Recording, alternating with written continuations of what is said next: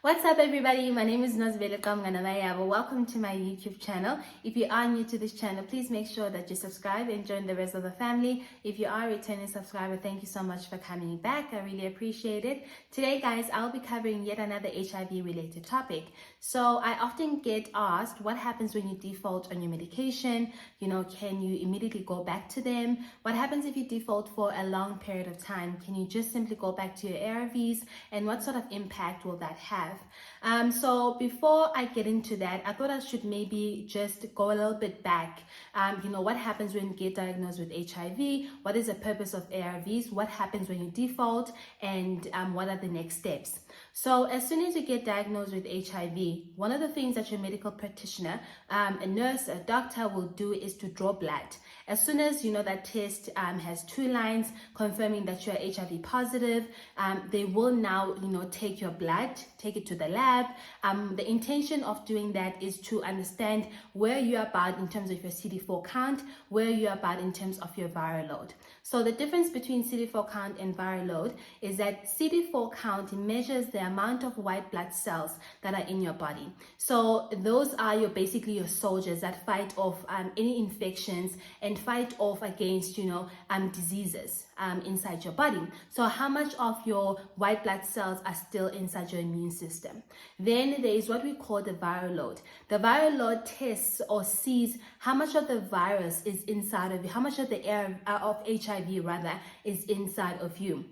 Now, before, it was more important to look at the CD4 count, the number of white blood cells that are in your body, but now it is more important to understand your viral load. How low is the level of the HIV in your system? And the lower it is, the better. So usually it is much better, or it is advisable that you become undetected, meaning that the chances of you infecting another person is very low. The amount of the virus inside the body is so low that you cannot infect another person. In terms of numbers, they will usually talk about less than 20, meaning that you are, once again, the chances of you infecting another person are very, very slim, or they have been minimized. To achieve this, it is very important for you to immediately be on ARVs. So the history of ARVs has changed over a course of time. Around about, I think, 2015 or 2016 or before that, only people that had a CD4 count of less than 350 were advised to be on ARVs. But now, ever since I think 2015 or 2016, when the World Health Organization revised their policies, they said now it is test and treat, meaning that regardless of your CD4 count, regardless of your viral load, you are advised to take ARVs, okay, as a person living with HIV. So I've shared my journey. I started taking ARVs in 2017 to date, okay, and they have helped me in suppressing my viral load, particularly in my, relationship, in my marriage, where we are in HIV mixed status relationship or marriage, where my husband is HIV negative. So it is very important for me to continue to be undetectable so that I do not infect him. Yeah? So that is the importance of taking your ARVs, to continue to be undetectable so that you don't infect another person, and obviously you also live longer and more healthy. So a lot of people now often ask, why do you need to take your ARVs every day at the same time? Ne? And what happens if you take or you miss, or if you take them later? So how I usually explain this is, thinking about ARVs, you have to think about contraceptives as well. As ladies, we know you have to take your contraceptives every day at the same time, because contraceptives work on a 24-hour cycle. Ne?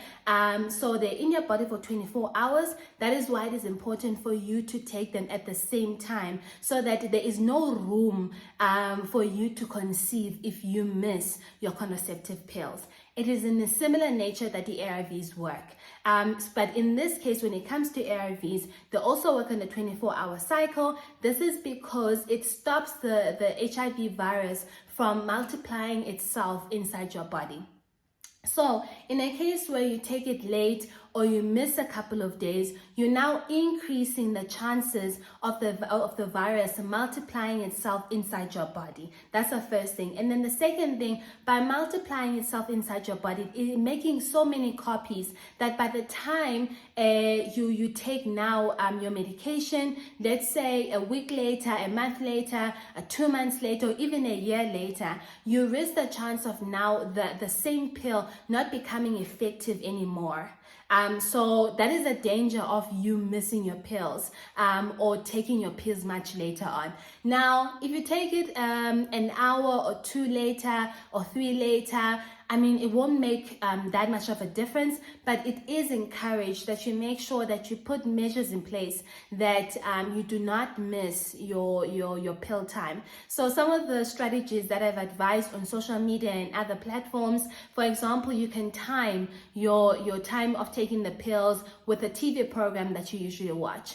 At 8 o'clock at night, there's Generations or any other TV program that starts at 8, and then immediately that you need to get up and take your medication. You can use also your alarm, to remind you that you need to take your medication. So that is why it is advised that you do not miss your pill time. You take it every day at the same time. Now, it is forgivable that you take it, an hour or 2 later, but do not make that a habit. Try your level best to take it at the same time every day.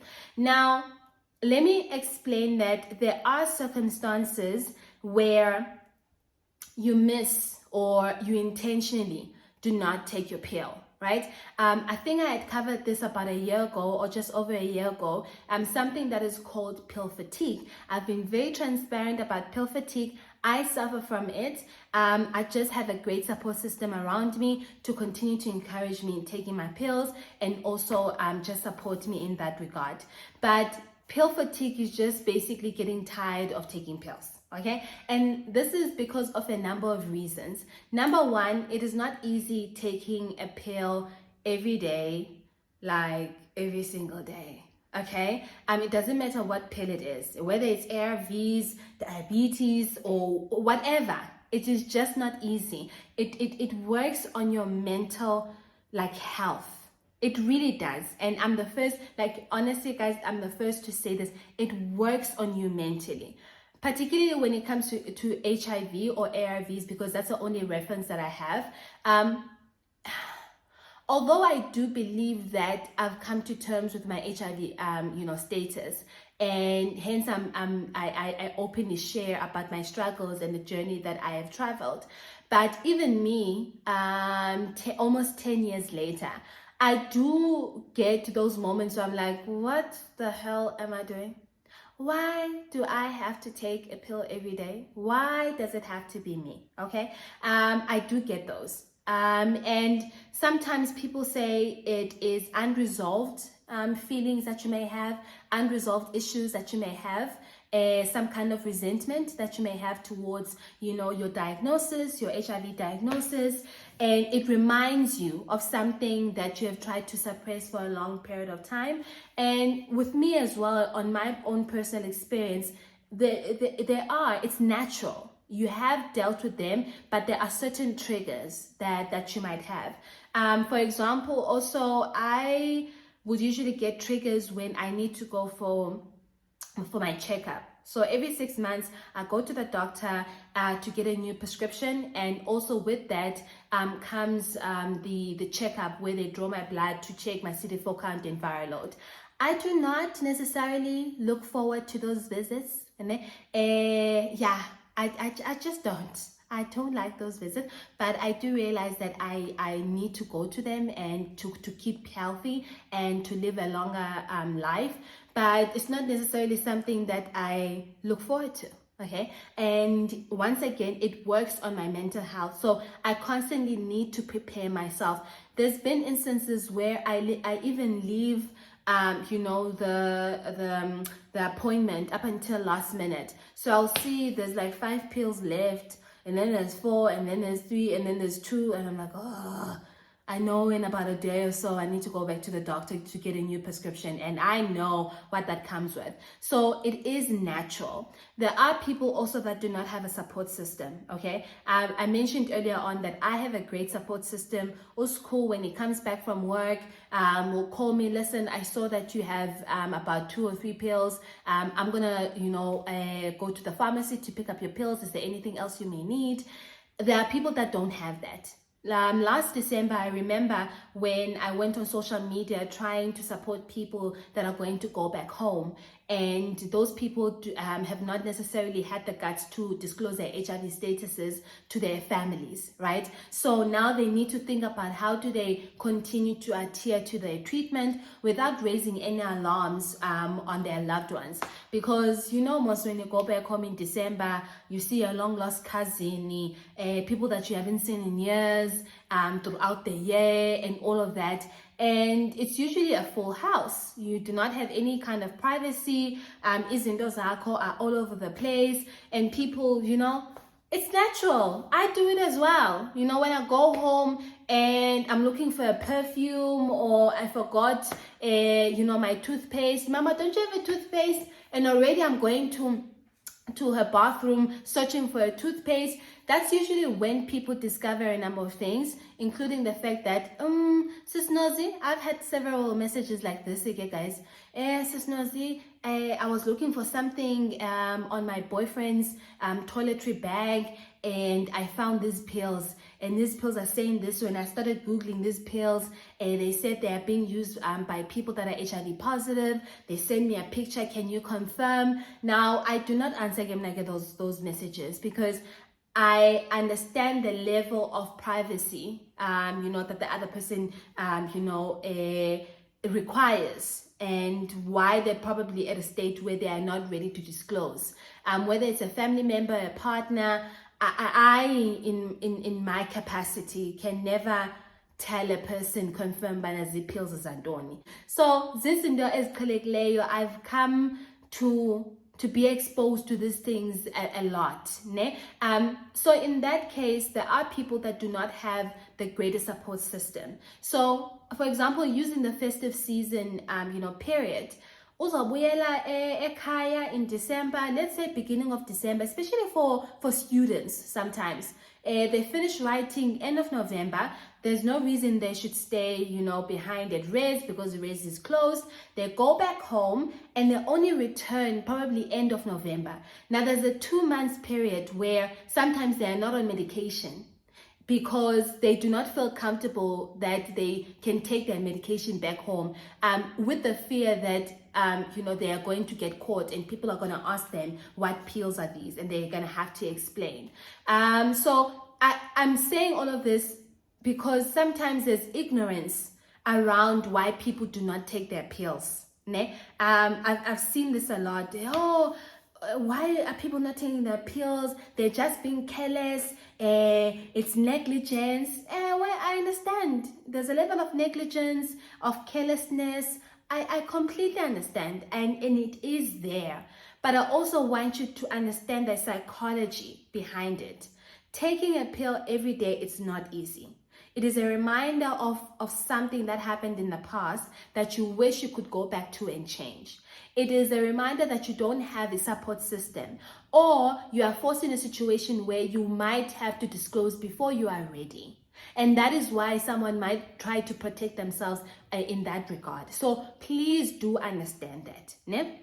It doesn't make it right, because obviously the consequences of missing your pills are much greater.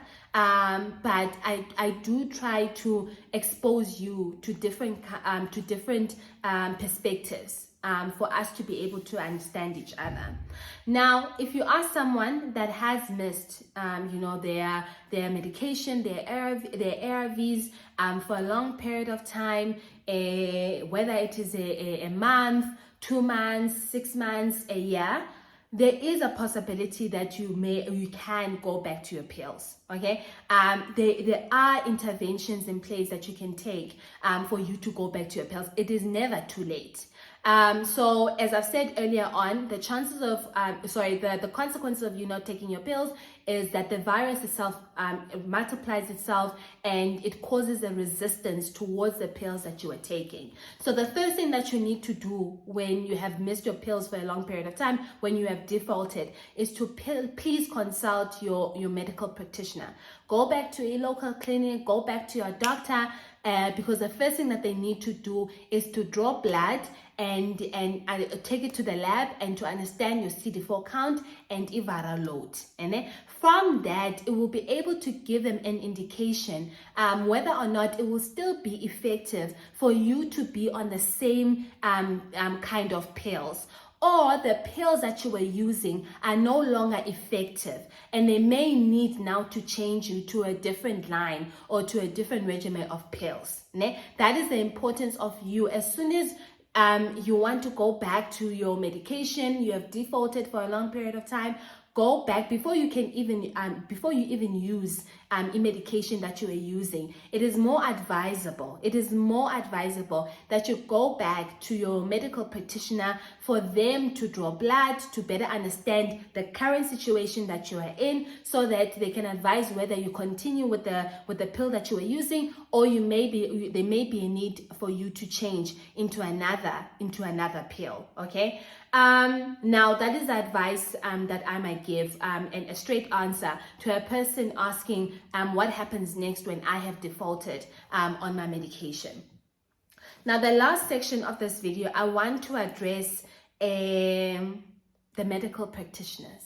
Okay, I've done a lot of research and I have spoken to several people.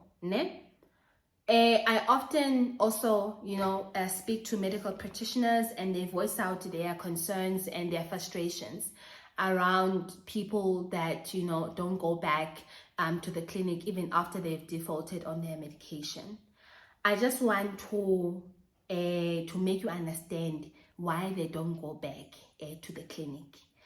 A lot of people have voiced out their fear of being victimized by medical practitioners, by nurses, by doctors, or whoever helps them at the clinic. Niyabangxolela, niyabangxolisa, you humiliate them, and in some cases you do not even help them. And because of that, they would rather not expose themselves to that kind of humiliation. It doesn't mean that it is right, but I can understand ochoyoba ndoyika ungxolelwa ngonesi, ndoyika uthukwa ngonesi, ndoyika ube angandincedi nonceda because I have defaulted on my medication. Now, this is not a representation of all nurses, of all doctors, or any medical practitioner, or anyone that is at the clinic that is helping people with their medication.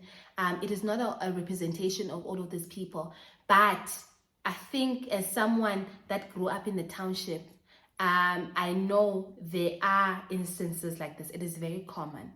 So ndiyacela, ndiyazithoba, I'm really humbling myself. I also understand your frustrations as medical practitioners. I also understand your frustrations that umntu somncede kangaka, you've put in place so many interventions, you've helped this person for a long period of time, that you feel now you need to start from the beginning, from step one, to get this person on track. I also understand that you are overworked. I completely understand, but also at the same time, at the end of the day, let us continue to remember what the bottom line is. The bottom line is that we need to give the best care and the best service to our people, to our patients. So whenever you are in a situation where you face a client that has defaulted and now is coming back to a clinic, dicelo understand some of the reasons I even mentioned earlier on, why this person might have defaulted. Honestly, please understand why they may have defaulted, and also the courage it took for them to come back at clinic to seek assistance. Please, they do not need your judgment. They do not need you, dehumanizing them. Please. That is my only plea to the medical practitioners, to anyone that is assisting any patients in this regard when it comes to ARVs, and when it comes particularly to people living with HIV that have defaulted on their treatment. Okay, so I really hope that this video has helped. It has helped a person that has defaulted before, making them understand what happens and whether or not it is late for them to go back onto the medication. As I've explained, it is never too late. You can always go back. Please seek medical attention. Please make sure that you go back to the clinic before you go back to your original medication. But also, okay guys, also with you that has been defaulting, you can't make it a habit. And you can't make it a habit, because over time, as you continue to default and they keep on changing you into different medications, remember there will come a point where now the HIV is too strong for any kind of medication. There's also that danger. It is too strong for any kind of medication that is available. Now, when it comes to that, you are at risk of developing AIDS. And it is very hard to get to come back from that. And so please, I'm encouraging you. I'm saying I understand there are circumstances that find ourselves in those situations where we default, but also we have a responsibility where we can't make this a habit. I've already spoken also to the medical practitioners to please assist you where they can. Do not humiliate you, but you also have a responsibility, and you also need to play your part. Okay, so please do not make it a habit. So yeah guys, I really hope that this video has assisted anyone in this situation, and please hit me up on the description box or on my social media platforms. On Instagram it's at nozikamgana, and on Facebook it is Nozibele Mayaba. Until next time guys, thank you so much for joining me. Bye.